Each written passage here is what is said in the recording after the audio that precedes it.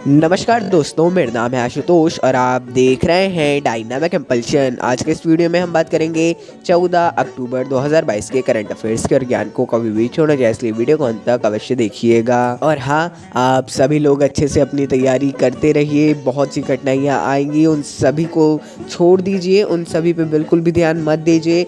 याद रखिए, बहुत से लोग बहुत सी बातें कहेंगे, बिल्कुल छोड़ दीजिए। बिल्कुल आप ऐसा करिए कि कुछ बनने के बाद उनसे बात करें, बिल्कुल उन पे ध्यान मत दीजिए। लेकिन हाँ, बातों को ज़रूर सुनिए। मैं तो कहूँगा ना भी सुने तो भी ठीक ही है, लेकिन हाँ, बातों को उनको सुनिए और एक वो रखिए कि हाँ, मुझे इनको ये करके दिखाना है। और याद रखिए, स्वान रूप संसार है, भूखन दे झकमारी। इसको याद रखिए, सदैव अपने मन में इसको याद रखते रहिए, दोहराते रहिए और अपने लक्ष्य के प्रति और आगे आप बढ़िए। तो चलिए शुरू करते हैं सबसे पहली जानकारी के साथ। International shooting sports federation ISSF ने विश्व चैंपियनशिप शॉटगन इसका आयोजन किया था। इसमें भारत क्रोएशिया के ऑसीजैक में 1 स्वर्ण, 1 रजत और 2 कांस्य पदक के साथ इस बार 5वें स्थान पर रहा है। इटली प्रथम स्थान पर, ग्रेट ब्रिटेन जो टीम है वो द्वितीय स्थान पर और USA United states of America इसमें तीसरे स्थान पर रही है। आ सकता है किसने आयोजित किया था, तो दिया है ISSF, इसने आयोजित किया था। भारत इस बार 5वें स्थान पर रहा है। चलिए आगे बढ़ते हैं। प्रधानमंत्री नरेंद्र मोदी जी ने अक्टूबर 2022 क्या अभी ही 1-2 दिन पहले चंबा हिमाचल प्रदेश में 2 जल विद्युत परियोजनाओं की आधारशिला रखी है। और एक वंदे भारत ट्रेन को भी हरी झंडी दिखाई है हमने, जिसकी जानकारी पहले दी थी आपको। इन परियोजनाओं से सालाना 270 मिलियन यूनिट से अधिक विद्युत का उत्पादन होगा।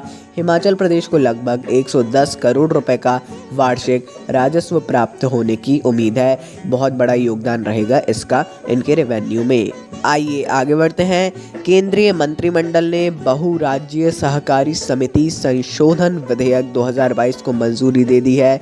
इसके तहत बहुराज्यीय सहकारी समिति अधिनियम 2002 में संशोधन किया जाएगा और निष्पक्ष, स्वतंत्र और समय पर चुनाव सुनिश्चित करने के लिए एक चुनाव प्राधिकरण का गठन किया जाएगा। वर्तमान में चुनाव आयोग है, शायद वो रहे, इसके साथ में एक और प्राधिकरण का गठन हो, कुछ भी हो सकता है, बाकी आपको जानकारी आगे दी जाएगी। चलिए अगली जानकारी को देख लेते हैं। विद्युत मंत्रालय राजस्थान के उदयपुर में राज्यों और केंद्र शासित प्रदेशों के विद्युत तथा नवीन एवं नवीकरणीय ऊर्जा मंत्रियों का 2 दिवसीय सम्मेलन आयोजित करने वाला है। करेगा 14 तारीख को करना था, आज ही है 14 तारीख। 2 दिवसीय सम्मेलन होगा ये 14 और 15 को, जिसमें विद्युत के क्षेत्र में उभरते मुद्दों की चर्चा की जाएगी। अभी जो स्टेट्स हैं, इंटर स्टेट्स ही ऐसे बहुत से सम्मेलन हो रहे हैं, अलग अलग मंत्रियों के अलग अलग जगह आयोजित किए जा रहे हैं। इनकी जानकारी अवश्य रखिए। कौन से मंत्रियों की बैठक को कहाँ आयोजित किया गया, किस मंत्रालय ने किया, अध्यक्षता किसने की।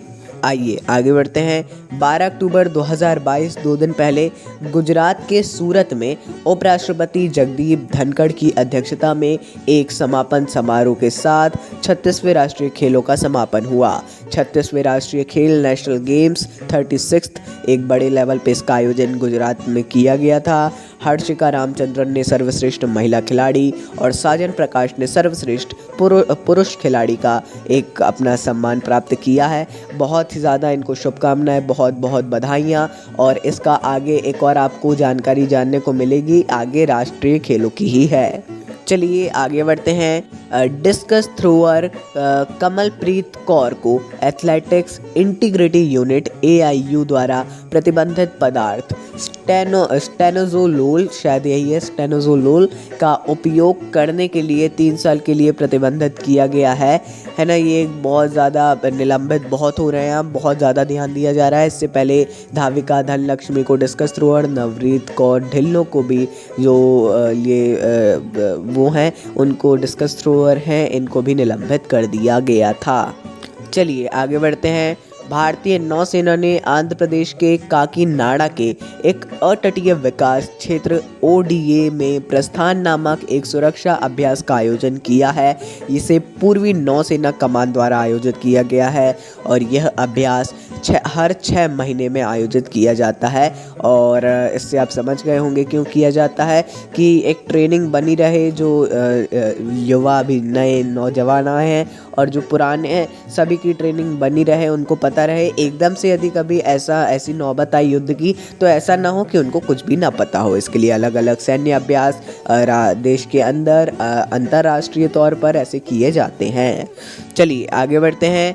दिल्ली सरकार ने सभी वर्तमान में चल रही और आने वाली परियोजनाओं पर नज़र रखने के लिए दिल्ली ई मॉनिटरिंग नाम से एक ऐप लॉन्च किया है।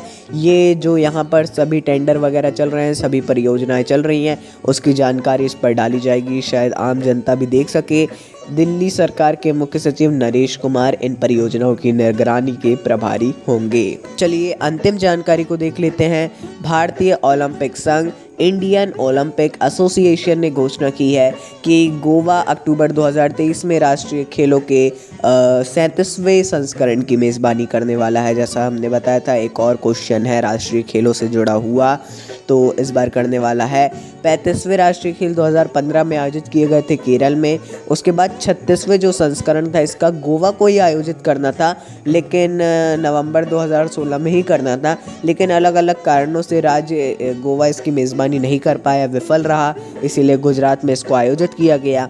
अब जो 37वां है वो करने वाला है गोवा। इसको अवश्य याद रखिए और ये भी ध्यान रखिए कि इसकी घोषणा कौन करता है, तो भारतीय ओलंपिक संघ इसकी घोषणा करता है, और ये सब भी कि कौन करेगा इसका सब फैसला भी भारतीय ओलंपिक संघ ही लेता है। तो दोस्तों ये अंतिम जानकारी थी। अब कुछ भी कन्फ्यूज़न हो आप कमेंट में अवश्य पूछिए। नमस्कार, डायनामिक इम्पल्शन।